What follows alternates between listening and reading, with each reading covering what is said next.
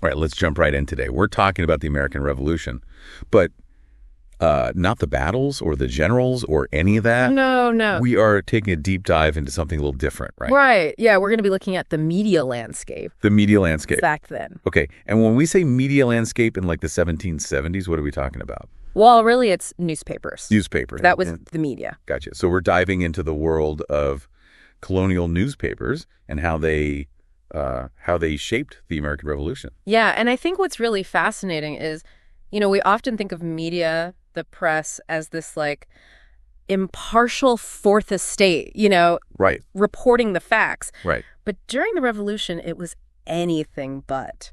These newspapers were straight up propaganda machines. Propaganda machines.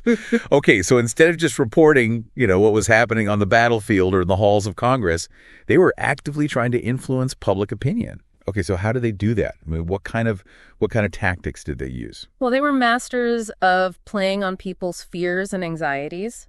Imagine you're a colonist, you're reading your morning paper, and you come across these terrifying tales of British agents encouraging slaves to revolt against their masters. Oh, wow.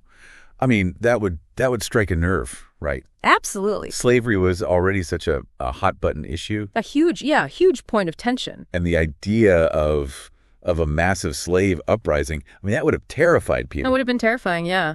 And they also played on fears about Native American attacks. Okay, so they're kind of like creating this sense of fear, this sense of like looming threat. Exactly, yeah.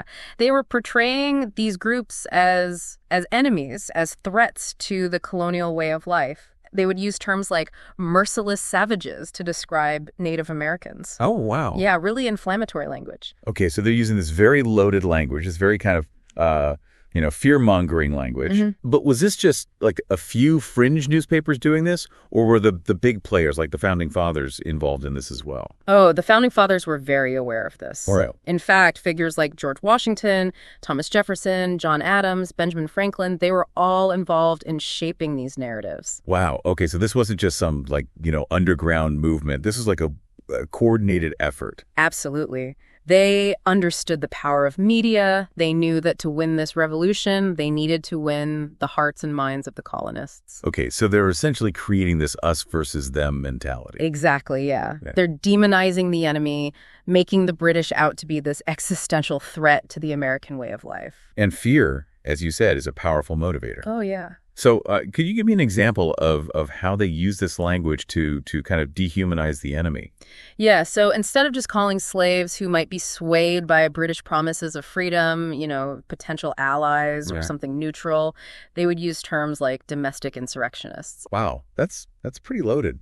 It's almost like they're trying to make them seem less than human. Exactly, and that's a tactic that's been used throughout history. Right. By stripping a group of their humanity, it becomes easier to justify violence or oppression against them. It's a chilling reminder that even revolutions fought for freedom and liberty, can have a dark side. Absolutely, yeah. So let's talk about one specific example of this revolutionary propaganda, Benjamin Franklin's little book. Right, yeah. This was a pamphlet co-written by Franklin and the Marquis de Lafayette, and it basically painted the British as brutal tyrants. Oh, okay. I've heard of this. Yeah. And the Americans are the innocent victims. Exactly, yeah. Okay, so it's a very black and white, very clear narrative. Yeah, and it was incredibly effective. They were masters of storytelling, and they knew how to craft a narrative that would resonate with people. So they're not just trying to sway public opinion within the colonies. They're trying to get international support as well. Right. They knew that they needed allies. And this pamphlet was translated into multiple languages and distributed throughout Europe. Wow. And it helped to turn public opinion against Britain. Okay, so it's fascinating to see how these media tactics played such a pivotal role in shaping the course of the American Revolution. Absolutely. It makes you wonder, if media was so powerful back then, right? What about today? Yeah. With the internet, social media, how much more influence does it have now? Yeah.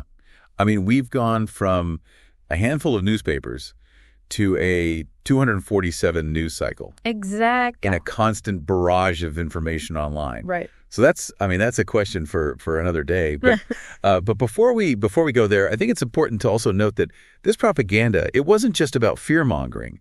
They also appealed to patriotism and these ideals of the Enlightenment. Oh, absolutely. Right? So they're tapping into this sense of idealism, this belief in a better future. Right. They talked about liberty, self-government, all these high-minded ideals. Okay.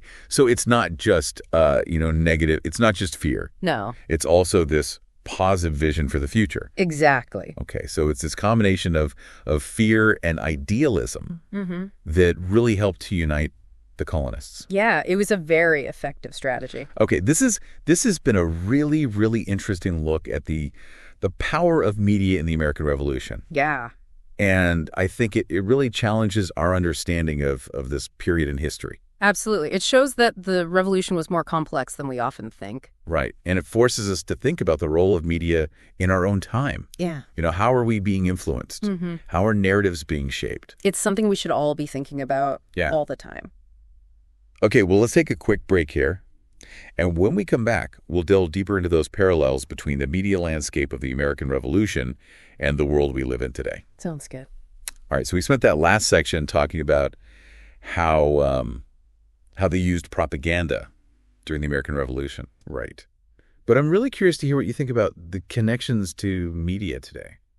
Yeah, it's interesting because in a lot of ways, the basic principles of persuasion, they haven't changed that much. Okay. It's still about tapping into people's emotions, shaping a narrative, whether it's a pamphlet back in the 1770s or, a viral tweet today. Right. It's about getting people to see the world in a particular way. So, yeah, the media might have changed. We've got fancy algorithms now and like we were saying, 24/7 news cycle. But those core tactics, those persuasive tactics, they're still the same. And it's not just politics, right? I mean, we see this in advertising and marketing. Oh, absolutely. All this stuff. Yeah, it's all about shaping narratives, telling stories that resonate with people. Okay, so that makes sense. But here's what I don't get. Back in the Revolution, there were only a handful of newspapers. Right. But today, I mean, we're just bombarded with information from all sides. Right. So wouldn't that make us less susceptible to propaganda? Yeah. We're more informed, we're more skeptical. You would think so, right? But the thing is, the sheer volume of information that we're exposed to these days, it can actually make us more vulnerable to manipulation. Really? Okay, how so? Well, because it's just so hard to filter out what's true and what's not, what's biased, what's just straight up fake. Right. And then you add in the fact that, social media algorithms are constantly feeding us content that reinforces our existing beliefs. So the echo chambers. The echo chambers, right. It's easy to get trapped in these bubbles where you only hear from people who agree with you and you never have to confront any opposing viewpoints. Right. And so, yeah, in a way, I think the abundance of information can actually make it harder to think critically and to see through those manipulative tactics. Okay, so that's a little concerning, but what can we do about it? I mean, how do we navigate this incredibly complex media landscape without falling prey to propaganda, whether it's intentional or not? Well, I think the first step is just being aware of the fact that no source of information is completely neutral. No. Every news outlet, every website, every social media account, they all have their own biases, their own perspectives. Right. And so the key is to be aware of those biases and to try to get information from a variety of sources. Okay, so be aware of the biases, but how do we actually identify them? Yeah, that's the tricky part, right? Right. It takes practice, but there's some things you can look for, like pay attention to the language that's being used. Are there loaded words or phrases? Right. Look at the sources that are being cited. Are they credible? Are they diverse? Okay. And most importantly, I think, try to expose yourself to a range of viewpoints, even ones that you might initially disagree with. That's a good point. It's so easy to just stay in our little echo chambers, right? Yeah. Where everyone agrees with us. Exactly. But if we really want to be informed, we need to get out of our comfort zones a little bit. Yeah, absolutely. It's like getting a second opinion from a doctor. Right. You don't just blindly trust the first diagnosis. Right. You want to get different perspectives to get a fuller picture of what's going on. Exactly. And was this something that people were doing back in the Revolution? Were they seeking out different perspectives, or were they pretty much just stuck with the narratives that were being pushed by those those powerful newspapers? Well, there were dissenting voices back then. Okay. The Loyalists had their own publications that challenged the revolutionary narrative. Okay. But their reach was limited. Right. And they often faced censorship and even violence. Wow. Okay. So even back then, controlling the narrative was a key part of winning the war. And it wasn't just, on the battlefield. It was also in the court of public opinion. Mm-hmm. And in a way, that battle for control over information, it's still going on today. Oh, absolutely. Think about all the debates over misinformation and disinformation online. Right. The efforts to regulate social media platforms. Mm-hmm. The battle for net neutrality. Yeah, it's all about who gets to shape the narrative and how those narratives influence our understanding of the world. Wow. Yeah, when you put it like that, it really shows how those same dynamics from the American Revolution, they're still playing out today. It's just on a much larger, more complex scale. Exactly. Yeah. So as individuals navigating this digital age, we really have a responsibility to be critical thinkers, mm-hmm. to question everything, to seek out those diverse perspectives. Absolutely. Because just like those colonists back in the 1770s, we are constantly being bombarded with information that's designed to influence our beliefs and behaviors. Yeah. And the stakes are high.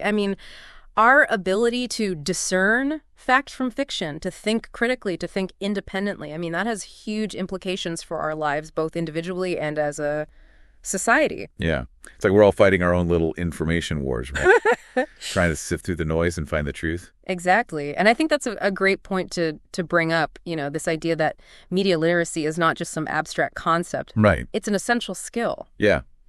Yeah, this has been a really eye-opening conversation. And I think it made me realize that, media literacy is not just about, spotting fake news or avoiding clickbait. Right. It's about understanding those deeper forces that shape how we see the world, mm-hmm. and the historical narratives that we often just take for granted. Yeah. But I'm curious to hear your thoughts on this. If these propaganda tactics were so effective in uniting colonists during the Revolution, right, could they be used today for positive change? That's a really interesting question. Yeah. I think the answer is both yes and no. Okay. On the one hand, we've seen throughout history how the power of narrative can be used to mobilize people around social justice movements, mm-hmm. to raise awareness about important issues, to inspire positive change. So those same tools that can be used for manipulation Sure. can also be used for good. Exactly. No. But here's the key difference, I think. Ethical storytelling is about transparency. It's about authenticity. Okay. It's about respect for your audience.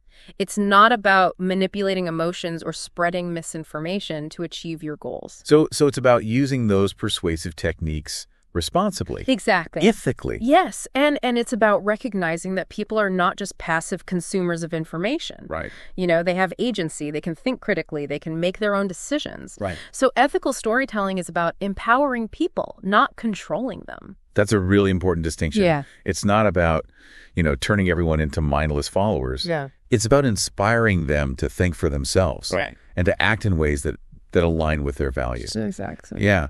This conversation has given me a lot to think about. It's clear that the legacy of the American Revolution and the power of media are still very much alive in our world today. Absolutely. But I'm also feeling a little bit more optimistic, I think, knowing that we have the power to choose how we engage with information, mm-hmm. and to use those tools for good. Yeah. Ultimately, I think it comes down to individual responsibility. Right. We all have a role to play in shaping the narratives that define our world. Yeah, that's a great point.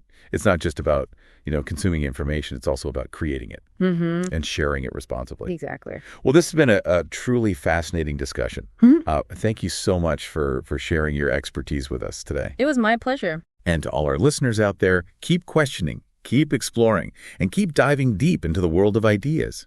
Until next time, stay curious. So we've talked about how propaganda shapes the American Revolution, and we've talked about how those same tactics are still being used today. But before we wrap up, I'm curious to hear your thoughts on the lasting impact of all of this. Mm-hmm. How did this revolutionary propaganda shape the very identity of America. Well, it's interesting, right? Because those stories that were being told back then, they didn't just help win a war. They became part of the American story, the narrative that we tell ourselves about who we are and where we came from. Okay, so even though those narratives might have been, exaggerated or even outright false in some cases, Right. they still have power over us today. I think they do. Yeah. I mean, think about how we celebrate the Founding Fathers. The stories we tell about them, the images that come to mind, a lot of that is based on the propaganda that was created during the Revolution. Right. And those narratives, they continue to influence how we understand American history and our place in the world. So it's almost like we're still living in the shadow of that revolutionary propaganda, even centuries later. In a way, yeah. And I think it's important to be aware of that, to critically examine those narratives and to understand how they might still be shaping our perceptions and beliefs. Yeah. So it's not just about learning from the past. It's also about recognizing how the past continues to influence the present. Exactly. And it's about understanding that history is not just some objective set of facts. Right. It's constantly being interpreted and reinterpreted through the lens of our own biases and perspectives. Yeah, right. This has been a truly thought-provoking conversation. And I think it's made me realize that media literacy is not just about, spotting fake news or avoiding clickbait. Right. It's about understanding those deeper forces that shape our understanding of the world. The historical narratives that we often just take for granted. And it's about recognizing that we all have a role to play in shaping those narratives. As consumers of information, we have a responsibility to be critical thinkers, to question everything, to seek out diverse perspectives. And as citizens, we have a duty to demand transparency and accountability from those who hold power, from those who shape the stories that define our world. Wow. That's a powerful call to action. So it's a reminder that we're not just passive observers in this media landscape. We have the power to engage, to challenge, and to create our own narratives. And to leave our listeners with one final thought. Remember, the American Revolution was ultimately about the pursuit of a more just and equitable society. So as we navigate this complex media landscape, let's use our critical thinking skills, our voices, and our actions to continue that pursuit, to build a world where information is a tool for empowerment, not manipulation. Well said. Thank you so much for sharing your expertise and insights with us today. It was my pleasure. Yeah. And to all our listeners, keep questioning, keep exploring, and keep diving deep into the world of ideas. Until next time, stay curious.